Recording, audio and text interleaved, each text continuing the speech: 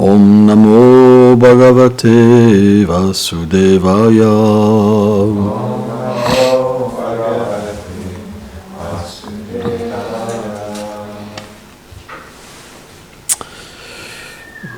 Donc, troisième chapitre, verset 13 du premier chant du Srimad Bhagavatam.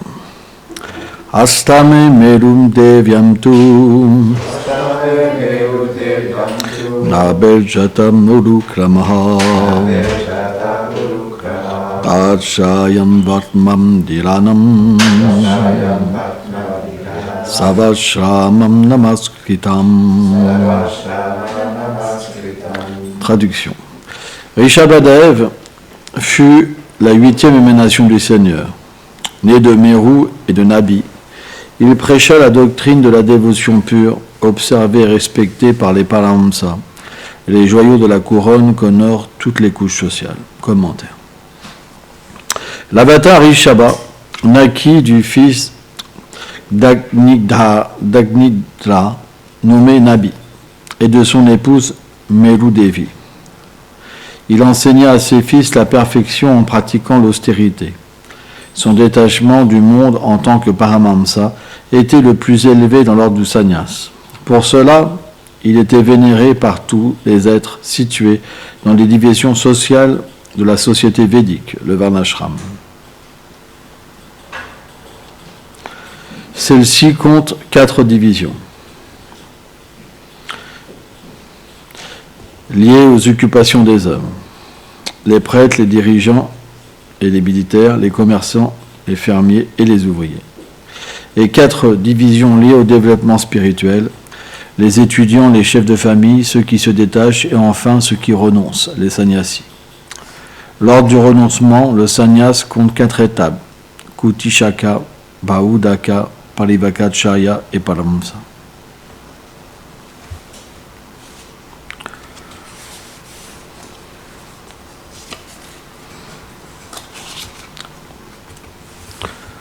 Maganati milandasya ganam jalam shalakaya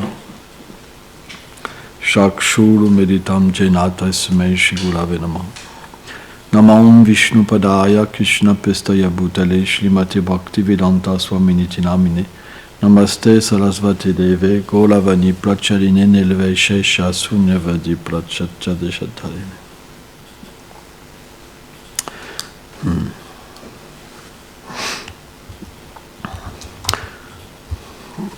Tous les Vaishnavas sont des renonçants.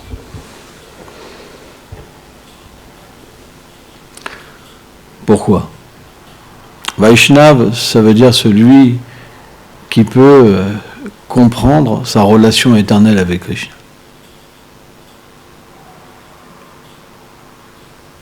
Pourquoi? Parce que cette relation, c'est la vérité. Si vous voulez comprendre les êtres dans ce monde, leur ignorance et leur imperfection, vous serez alors complètement absorbé dans la souffrance.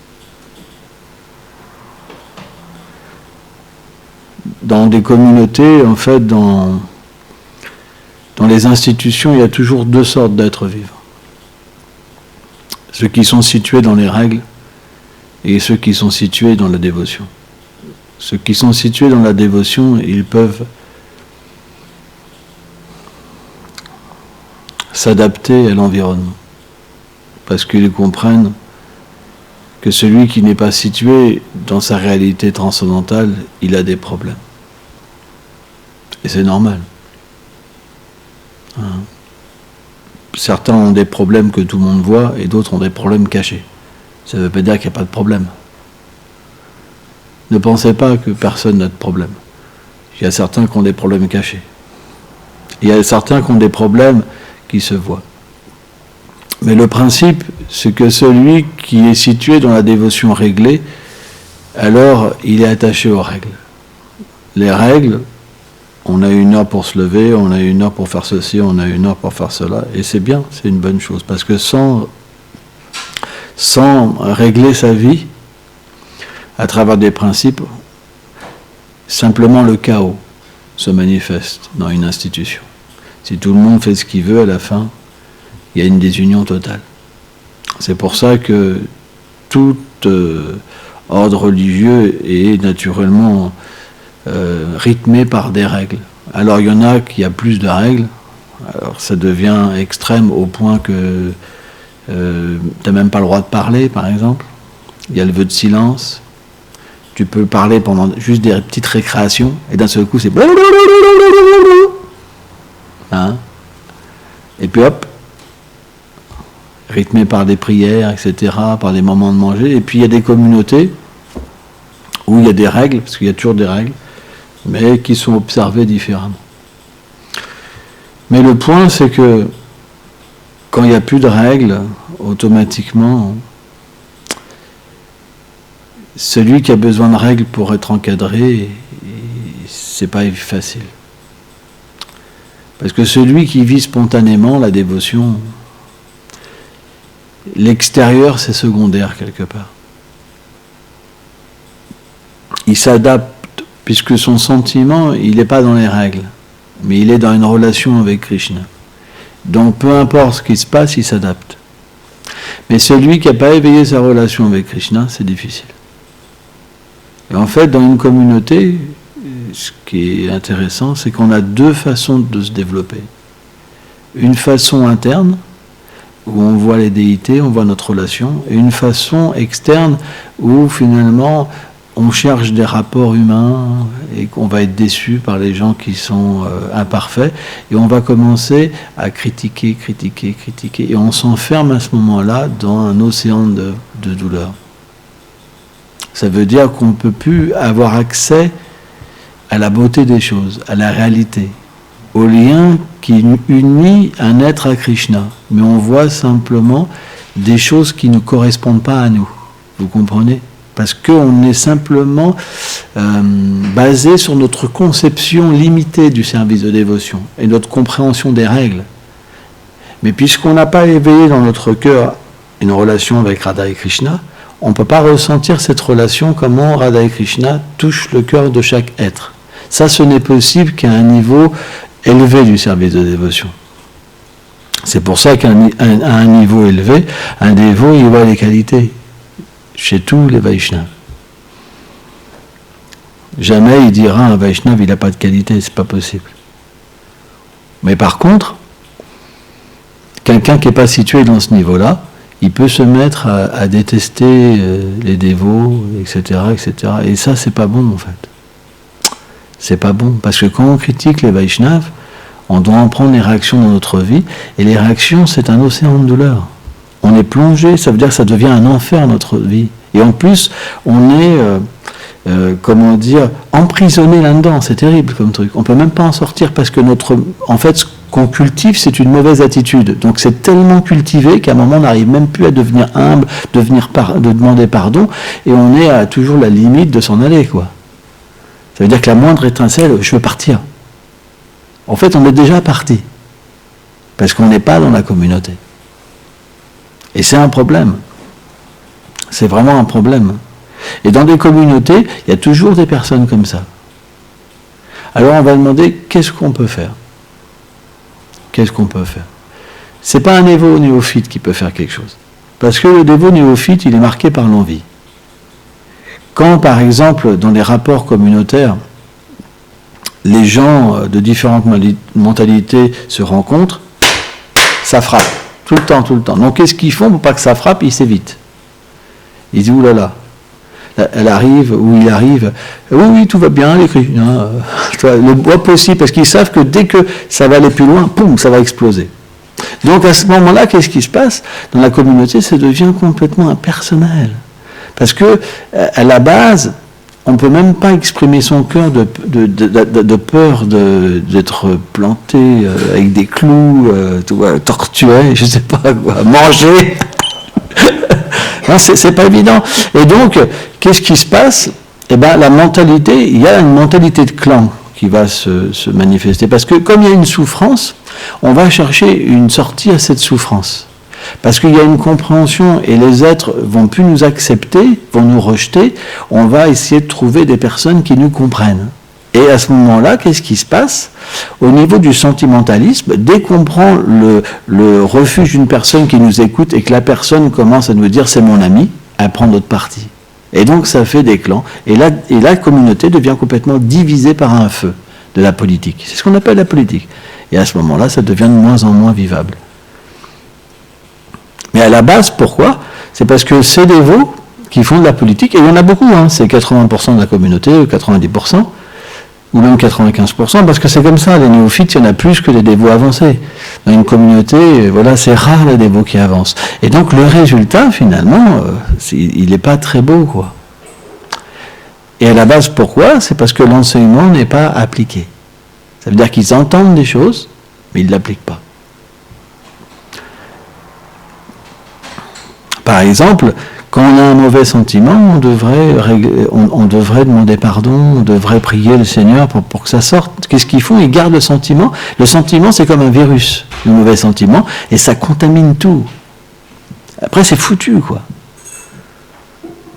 Donc il faut prier le Seigneur Nishingadev qui vienne en aide, en fait, tu vois, c'est vraiment important. Et ça, c'est pas que des gens qui se mettent en colère, hein. Je parle pas du sentiment extérieur, attention, c'est le sentiment à l'intérieur. Vous pouvez avoir des gens qui sont très mauvais à l'intérieurement et qui parlent par derrière, qui font des gros sourires et qui sont vachement relax, qui vont vous mettre tout le monde dans la poche, etc.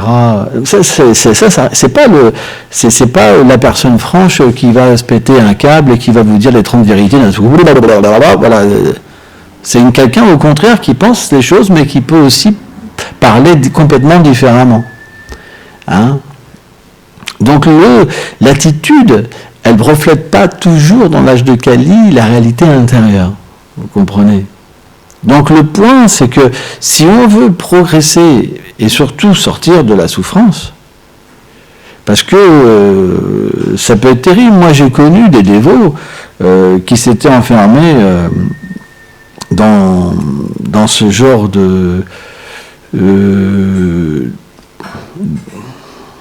d'attitude et ils souffraient, mais je me demandais même comment ils arrivaient à rester dans une communauté, tellement qu'ils souffraient.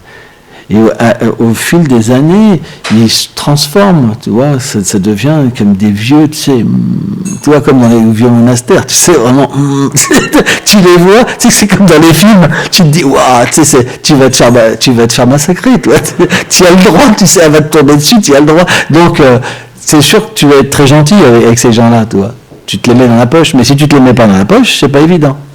Ils vont te vouloir ta peau. Donc, c'est pas évident. Donc, le but, en fait, c'est pas de devenir une personne comme ça, religieuse extérieurement et faire ses plans pour que les gens nous adorent ou quand ils nous adorent pas, les détruire, etc. Le point, c'est que on devrait plutôt faire très attention à notre cœur qu'à ceux des autres. Tu vois. Finalement, si les gens ils se comportent pas très bien, peu importe. Parce que moi, mon désir, c'est de pouvoir méditer sur les divertissements Radha et Krishna et m'immerger dans la félicité. Parce qu'il y aura toujours des gens qui vont mal se comporter. Donc tu passeras ta vie entière à se dire « Ah, lui, et lui, et lui ». Alors imagine quand on est 1000, waouh, t'as même pas le temps toute la journée de les voir tous. non mais vous rigolez, mais c'est pas évident. C'est pas évident. Donc le point, c'est que premièrement, il faut comprendre qu'on ne peut rien faire. On n'est pas Dieu la personne suprême, on n'est pas puissant, on ne peut pas changer les choses. Moi-même, par exemple, qui suis à la tête d'une communauté, je suis pas, voilà, je vais pas, parce que quelqu'un va pas lui couper la tête, ou je sais pas, l'enfermer avec des chaînes, tu vas changer, hein, non, tiens, tu manges pas aujourd'hui, tu vois, et puis la mettre la tête sous l'eau, quoi. Alors, tu changes, oui, je change,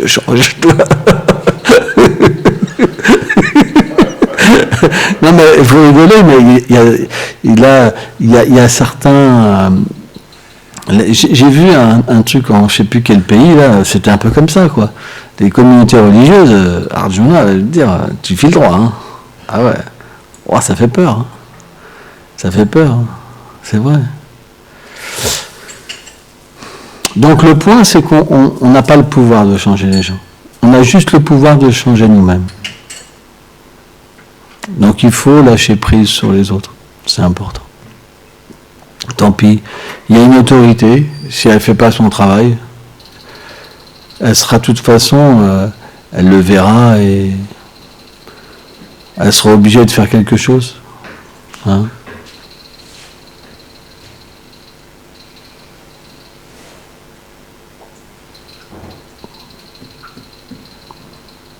Donc le point, c'est que on doit véritablement être centré sur nous-mêmes. Et centré, ça veut dire quoi? On doit être préoccupé. Pourquoi je ne goûte pas? Pourquoi je ne peux pas développer ma relation avec Krishna? Pourquoi je ne peux pas avoir de goût? Tout le monde a le droit à ce goût. Après, faire son service dans son corps transcendantal, c'est particulier, c'est rare. C'est très rare. Mais au moins avoir du goût et être heureux avec Krishna, c'est notre droit. Se libérer des désirs matériels, c'est notre droit. Voir les bonnes qualités chez les autres, c'est notre droit. Développer des bonnes qualités, c'est notre droit. Parce que si on voit juste des mauvaises qualités, il faut comprendre que les qualités, les critiques, elles viennent en nous. Hein? Le Bhagavatam explique ça quand on voit les défauts. Hein, ces mêmes défauts viennent en nous. Et le problème, c'est que, en fait, quand on parle des autres, les mêmes choses sont en nous, on s'en aperçoit même pas. Et le pire, c'est que, comment dire, alors ça ne veut pas dire que c'est faux, mais ces défauts-là, ils sont illusoires, c'est pas la réalité chez les êtres. Vous comprenez?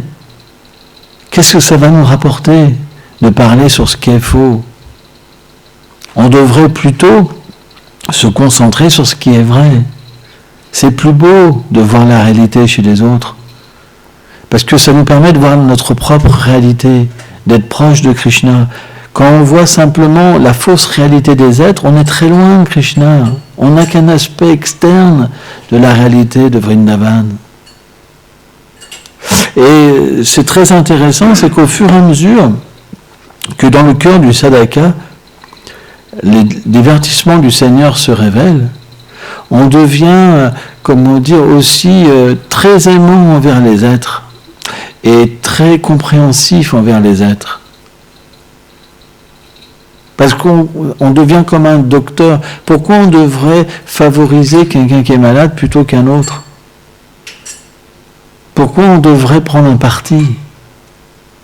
Pourquoi on devrait penser que quelqu'un me veut du mal ou quelqu'un me veut du bien? Vous comprenez? On devrait plutôt, comment dire, se créer une situation la plus confortable pour que notre méditation, elle ne soit pas perturbée. Alors, ça ne veut pas dire qu'on ne fait rien. Au contraire. Quelqu'un qui médite sur le divertissement du Seigneur, il est prêt à prendre tous les risques pour le Seigneur suprême. Même aller en enfer. Alors qu'un soi-disant méditant, non, méditant c'est encore autre chose, un soi-disant yogi qui soi-disant médite sur le divertissement du Seigneur mais qui ne veut pas avoir affaire à rien du tout, c'est louche. Celui qui peut vraiment avoir accès à quelque chose d'élevé, il peut faire d'innombrables services et même régler des conflits, des choses comme ça, ceci, cela. Pourquoi? Parce que ça fait partie de l'amour. Krishna nous aime. Krishna nous aime, il a un amour particulier pour chacun. Et naturellement, quand un dévot qui a accès à une méditation intime sur le divertissement de Krishna, il voit un dévot souffrir, ça lui fait du mal. Parce qu'il a cette sensibilité. Il a cette reliance au divertissement du Seigneur suprême. Et il a cette compassion quand il voit les gens souffrir. C'est pour ça qu'il désire qu'ils soient heureux. Si quelqu'un reprend une personne pour lui faire du mal et détruire sa vie, alors, comment dire, c'est pas un véritable dévot du Seigneur. Un dévot, alors il peut faire des erreurs. Par exemple, parfois, moi j'ai eu ça dans ma vie où je pensais rectifier quelqu'un en pensant qu'il allait être humble et changer son attitude, et puis finalement la personne est partie. Et on ne pouvait pas se douter, sans ça on n'aurait jamais fait quelque chose comme ça. Donc parfois on se trompe, mais c'est pas fait consciemment. L'esprit démoniaque, c'est dû à une position quand on n'est pas respecté, alors on va détruire une personne consciemment, et ça, le Seigneur n'aime pas, en fait. Et on voit dans le passé, il y a des sannyasis, par exemple, des maîtres spirituels qui sont tombés, parce qu'ils voulaient le pouvoir, et ils ont fait du mal au nom de l'amour. Et aujourd'hui, ils ont chuté de leur position. Donc, une véritable position spirituelle, ça veut dire être concerné par nos frères et nos sœurs, par la communauté. C'est très important. Par exemple, on voit que certaines personnes ne se mélangent pas avec d'autres. Pourquoi ? Pourquoi certaines mangent avec certains et d'autres jamais avec les autres ? Comment c'est possible ? Pourquoi vous allez voir certains et pas voir d'autres ? Pourquoi il y en a qui sont délaissés ? C'est pas possible. On doit être équitable envers tout le monde. Ça veut dire que vous avez développé des attachements matériels, vous êtes dans l'illusion. Au nom du Seigneur suprême de sa communauté, vous vous gratifiez l'essence dans la communauté. En acceptant un petit royaume, en fait, vous ne vivez pas dans la demeure du Seigneur, vous vivez dans votre demeure, ici. Vous êtes dans l'illusion. Vous faites rentrer ceux que vous voulez et pas les autres. Vous n'êtes pas chez vous. Vous n'êtes pas chez vous. Vous êtes chez Radha et Krishna, chez Nanda Maharaj Mahashoda. Vous ne pouvez pas agir comme ça. Vous n'avez pas de maison ici. Vous êtes chez quelqu'un. Et cette personne-là, elle veut vous voir vous aimer. Elle veut vous voir en harmonie. Donc il faut que ça cesse tout ça. Ça ne peut pas continuer toutes ces choses si basses dans un lieu si élevé. Mais c'est toujours comme ça. Plus le lieu est élevé, plus il y a des choses basses. C'est naturel.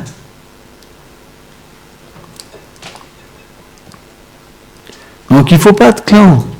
Même chez les enfants, il y a des clans. Je vois ça. J'ai vu Goravani qui met une claque à Gokulananda et qui lui dit « t'es un idiot ». Voilà ce qu'il a fait hier. Ça, c'est un clan. C'est grave quand même.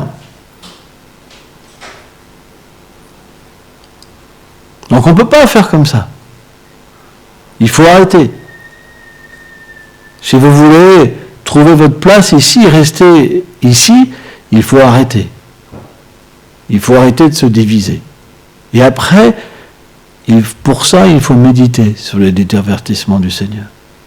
Ce n'est pas possible autrement. Vous ne pourrez pas arrêter de vous diviser si vous ne développez pas la bhakti, la Vraj Bhakti. Parce que quand vous méditez en fait sur les divertissements du Seigneur, vous atteignez une telle félicité que vous n'avez pas besoin de félicité de ce monde. Vous n'avez pas besoin que les gens vous sourient, les gens soient heureux avec vous, qu'ils vous traitent bien ou pas. Ça vous s'en foutez complètement. Vous avez simplement besoin de trouver un moyen pour que les autres progressent et qu'ils atteignent cette félicité. C'est la seule chose que vous faites dans ce monde. Vous devenez un instrument pour élever les autres. Alors c'est vrai, c'est élevé. Qu'est-ce que vous voulez ? Posez-vous cette question. Qu'est-ce que vous voulez ? Devenir des grenouilles ? Ou des sakis ou des sakas. Comprenez ? Hein ? Et rigoler, c'est pas si facile que ça. Hein ? Après, ça peut être une grenouille Vraj. Vous savez, les grenouilles Vraj, elles sont merveilleuses. Elles ont un chant merveilleux. Au point qu'elles attirent Krishna. Hein? Krishna lui-même, avec sa saka, il joue à la grenouille. C'est vrai. Il plonge comme ça dans l'eau, comme ça, et il croisse. Et les grenouilles, elles montent sur leur tête. Elles deviennent comme leur maître, à leur apprendre à bien chanter. C'est la nature de Vraj. Le Seigneur lui-même apprend tous ses dévots. Alors bien sûr, ils apprennent par son amour. Krishna accepte l'attitude, la bonne attitude. Il est tellement aimant et merveilleux. Dès que son dévot fait un effort pour lui donner du bonheur et l'aimer, tout de suite, Krishna est réciproque. C'est tellement merveilleux comme monde. C'est pourquoi on ne devrait pas se prendre la tête avec ce monde. Vous ne trouverez pas de qualité chez les gens matériels. Trouvez la vérité chez les êtres, pas ce qui les recouvre. Ça devrait être ça. Et là, vous allez vous sentir heureux. Il n'y a pas d'autre solution. Sans ça, ça va être l'enfer. Celui qui s'enferme dans une vision externe, c'est terrible. Et c'est pas une personne ici. Hein. C'est beaucoup. Et le problème, c'est que c'est pas notre voie. C'est pas notre voie. On est dans une voie interne. Alors bien sûr, ça se développe graduellement, mais il faut éviter d'arrêter le développement et même détruire cette plante de dévotion. C'est très important. On peut toujours revenir avec une bonne attitude. Battez-vous. La bataille, c'est intérieur, c'est pas extérieur. Moi-même, je dis souvent ça. Quand j'étais jeune, j'étais dans un gang et j'ai tellement frappé de gens. Tous les jours, je frappais quelqu'un, même 2 fois par jour, des fois. Tu vois. Mais dès que j'ai accepté une vie spirituelle et qu'il a fallu que je retienne mes coups et mes pensées, la réalisation que j'ai eue, je dis, mais ça, c'est la vraie bataille. Toi. J'étais un lâche. C'est tellement dur. Eh bien, c'est ça votre bataille. Ça n'a pas changé, c'est pas parce que vous vivez dans un temple. Si vous faites la même chose avec les autres dévots, c'est la même chose qu'être un matérialiste. Retenez vos mauvaises pensées. Retenez vos coups. Retenez votre colère. Soyez des vrais guerriers d'amour. Et pas des lâches et des faibles. Les lâches et les faibles, ils lâchent leur colère et tout. Et même si ça vous arrive de demander pardon, rectifiez. Ça ne vous fera pas du bien ni aux autres. Ça va vous détruire, le mal. C'est important. Et si quelqu'un vous fait du mal, tant pis, c'est pas grave. Prenez ça sur vous. J'ai tellement fait de mauvaises choses. Mais Krishna me donne tellement peu de retour. C'est pourquoi moi j'ai plein de gens qui me critiquent, mais je trouve ça tellement insignifiant par rapport à tout ce que j'ai fait. Le Seigneur était tellement miséricordieux avec une personne comme moi. Tu vois. Donc, ici ce qu'on vit, mais c'est des cacahuètes, c'est rien. C'est rien. Mais vous ne vous rendez pas compte dans le monde entier ce que les gens souffrent. Et des fois les persécutions. Regardez les faits divers. C'est horrible. Ce monde, il y a des choses terribles. Les gens, ils ont des souffrances terribles. Ici, on vous donne tout. On est comme des enfants gâtés. Vous savez, par exemple, les enfants, vous leur donnez quelque chose. Hey, j'aime pas. Je n'en veux pas. Alors qu'un petit enfant d'Afrique, il mange 1 fois tous les 3 jours. Il se ruerait dessus. Il mangerait. On est comme des enfants gâtés. Vous avez trop. Vous êtes pourris. On vous a tout donné. On vous a trop donné. Et maintenant, vous êtes comme des enfants égoïstes. Moi, je veux pas. Moi, je veux ci. Vous êtes venus hideux, enflés d'orgueil. Développez la simplicité. La simplicité, c'est de voir la miséricorde et de se dire, je suis tellement fortuné. Dans cette vie, je peux atteindre Vrindavan. On ne perd pas la chance. Et là, le succès va venir. Le succès va venir. C'est important. Par la grâce de notre filiation spirituelle, par la grâce de Srila Prabhupada. Mais c'est tellement important. Hein? Reprenez-vous, soyez forts. Hein? Jai.